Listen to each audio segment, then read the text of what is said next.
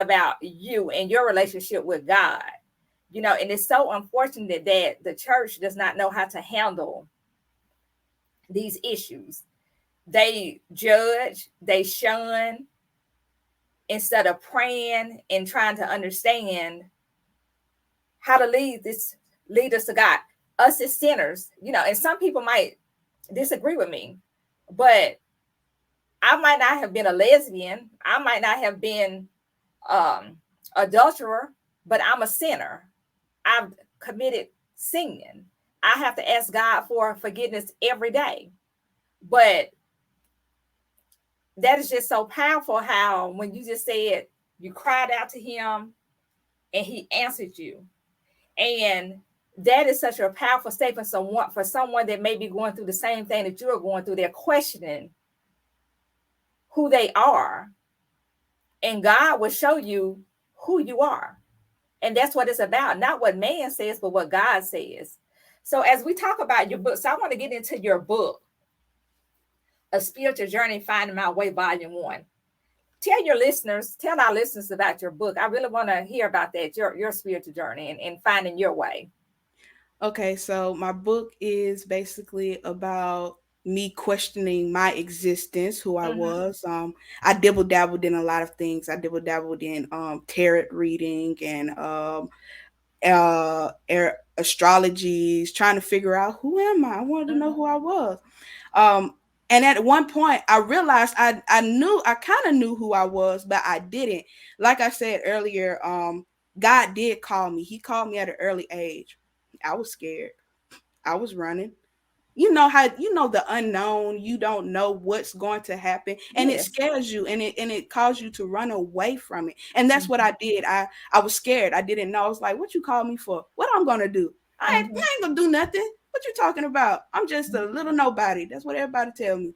Oh, Like, wow. but they don't tell me. But you know how you can how people put things in subliminal messages Oh, yes, to absolutely. Because let you I've been know, there. like, yeah, to let you know like you're nobody. So in my mind Yes. I felt like I'm a nobody, so what are you calling me for? And Mm-hmm. so I ran, and I ran for years, Mm-hmm. and I ran for years. And little did I know, me on that journey, God was actually taking me to where he wanted me to go, because he was showing me in dreams while I was running. He was showing me in dreams like, this is who you're going to be talking to. This is what you're going to do. This is what is going to happen. I'm going to give you what you want to happen, which he did, Yes. which caused me to be where I'm at. And I'm just like, God, really? And I love God because he got like a sense of humor with him, and he is Mm-hmm. so funny. And I'm just like, Yeah. I love it. I love it. Mm-hmm. So when that happened, I was like, oh, wow. So everything that he has showed me in my dreams, he told me when I was younger, he already knew I was going to run away. He already knew. And because he already knew, he got me in the place I am right now. And so I thank him. I And thank that is so good. That's so thankful. So on your journey, through accepting his son, Jesus Christ, as Lord and Savior, and returning back to God, how is your spoken word? Like, I haven't had a chance to go on YouTube yet and listen to your spoken word, but how does your spoken word, you feel, is part of your purpose to your purpose to kingdom proof living you. and helping Well, others, impacting others? So when I was younger, I'm always going back to when I'm younger. I know That's I'm okay, because that's where it started, and that's, and it takes you to, and that's part of your journey. So you don't have to apologize about going back to your childhood, because our childhood can formulate who we become, that's true. but it does not have to determine who we are, right? Like you Yes, said, ma'am. God changed you. God had his favor upon your life. Other people might not agree with your journey, but that's your journey that God's going to use for his purpose to lead others into his kingdom. So go ahead. Yes, ma'am. So I could say I was in third grade is actually when I started writing. I started writing songs actually. And I would write songs, and I would act like I'm preaching to my brother and sister. My parents even recorded me one day. Mm-hmm. and and the older I got more into poetry. Even though I still wrote songs and I made songs, I was like, ooh, I like poetry. I like the flow of it. It kind of goes with what I'm doing now. Mm-hmm. And my very first poem was about vampires in the 6th grade, and I got Oh, an A okay. plus on it. So I was happy about that, which made me dove deeper into the poetry life.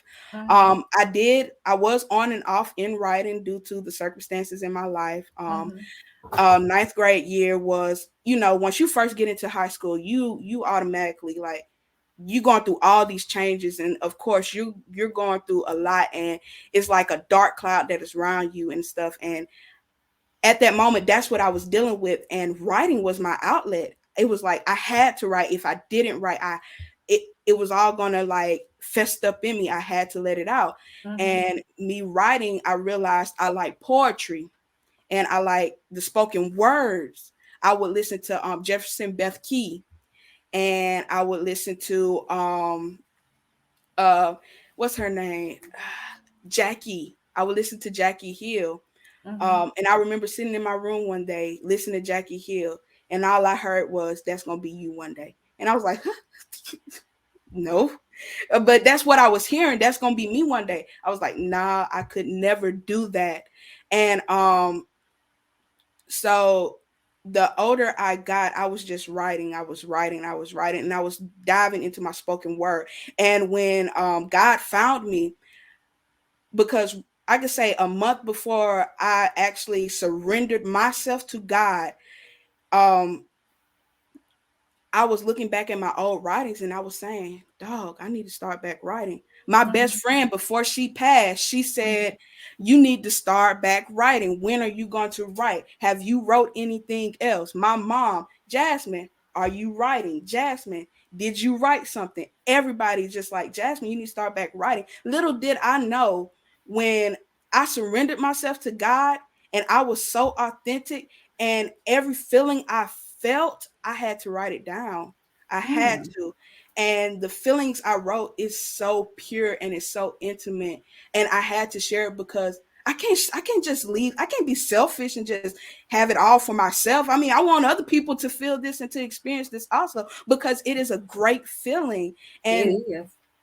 I want people to understand that, you don't have to go through you don't have to deal with some of this. Some of the pleasures that you are seeking, you can get it from God. Like with alcohol, I struggled with drinking alcohol, and I struggled with smoking. Like I said, I've struggled with a lot of things. And I Mm-hmm. used to think that stuff used to make me feel good.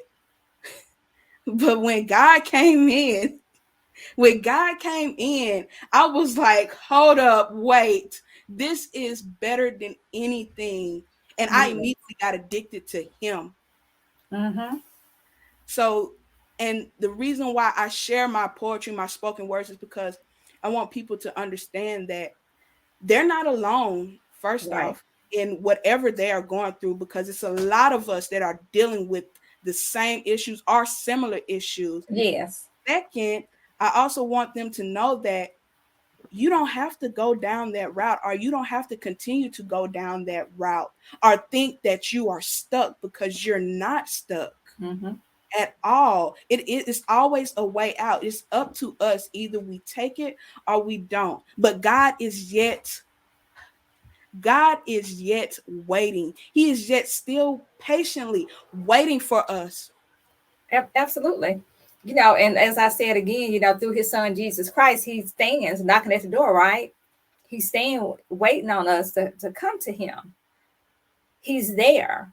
And your story is so powerful because it just lets us know that whoever we are, when we're seeking God, he's waiting on us. He's waiting on us. No matter how young, no matter how old, no matter what our past is, that he can still use us in a mighty way for his purpose and to lead others into his kingdom. So you also have a clothing apparel called God Protects. So what is the significance of the name that you you chose the name God Protects as your clothing apparel name? Um, well, because I've been in a lot of situations where I could have been gone, Mm-hmm. literally off this earth. Um, of course, when I was young, I was in 12th grade. I left my parents' house in the middle of the night, and I this guy was driving, and he saw me. He immediately turned his car around, and I was continue walking because of course I'm a bold person. I'm just like, hey, I don't care. I don't care how late it is. And I'm just walking. The man comes, and I see him. He pulls up, and then he goes and he pulls into a fire department, going the back of his trunk. So I decided to go the other way. Then he gets back in his car and he comes down the street and said, hey, I heard you can do such and such. And then he started to turn his car around, and I went running. And Mm-hmm. I was like, oh, snap. And I just had surgery on my knee. So that was like, whoa. And I was running down the street screaming, help. Nobody would help me. By the time I got down the street to my great grandma's house, I was banging on the door. And he was literally at the end of the street going vroom, vroom, vroom. So that was one instance, right? Then a second instance is when I was at someone's house, and this person was just like hey, uh go get this, go get something, and called me out my name. And of course, me being who I was, I Mm-hmm. am a hothead, Mm-hmm. and they were going to pull a gun out on me and shoot me at Oh that wow. moment. Mm-hmm. Yeah. And it's a lot of other things. I've even had guys as friends that would not accept the word no. And I've been in a situation where I had no control of myself, and the guy and his uncle was so close to doing something, but God got me out that situation. Well, praise So God. it's just like God protect me. He Yeah. protect me through a lot of Mm-hmm. stuff. And I want people to understand that they are not alone at all. God has them. And I go from Proverbs 18:10, where it says that the Lord is our fortified tower. The righteous run to it and they are safe. He Mm-hmm. keeps us safe. Yes, And he does. I have this right here. I know a lot of people be like, "Oh, that's a gang sign." I said, "Yep, gang gang for Jesus Christ." Mm-hmm. But the only reason why I have this sign is because if you look at it in your way, it's a Mm-hmm. heart shape. And this top, it represents God. Now you got to make sure that it don't look like this, because if you have a leak in it, then it's just like, who is protecting your heart? That's right. God is protecting your heart. Mm-hmm. And this right here is the foundation. This is solid ground. God is holding us this heart together. It's Right. if I had if this is apart, it's not holding it together. It's That's together. right. And God is holding us to God. God is the one that's protecting us through everything. And so I was wondering, because I caught myself doing this one day in the car, and I saw it and I was like, I don't know what this means. And then I was in church, and all I heard was God protects. I said, that's it. So that's how I came up with that. Well, that is a wonderful name. So if you're looking for apparel, God Protects, and she'll give us more information. So when is your book coming out? Actually, tomorrow. The ninth, right? December the ninth. Yes, And ma'am. in your spiritual journey, Finding My Way, you're going to be talking about all the circumstances. You're going to be talking about lesbianism. You're going to be talking about all the things that are you discussing these things? Is your spiritual journey to finding your way to God? Actually, because I like to include everybody. I'm a type of person where it's not about me. It's Mm-hmm. about everybody. And so in my book, yes, it may be, if people know me, they'll really understand that it's about me. But whoever don't know me and they read this book, they can put their own shoes in it, like, oh wow, I'm actually doing this. Mm-hmm. Oh wow, I actually feel this type of way a little bit. Okay, Mm-hmm. well then tell me, how did it happen? How did you get out of it? That's what it's really about. It's really, I want people to be able to put their own self into it, because that I want people to be able to get out get something out of it, to grow out of it, to enlighten them, to keep them going. That's what I really want. So it's Right. not really talking about my lesbian. Like I said, people that know me, they'll understand, oh yeah, that's what it's about.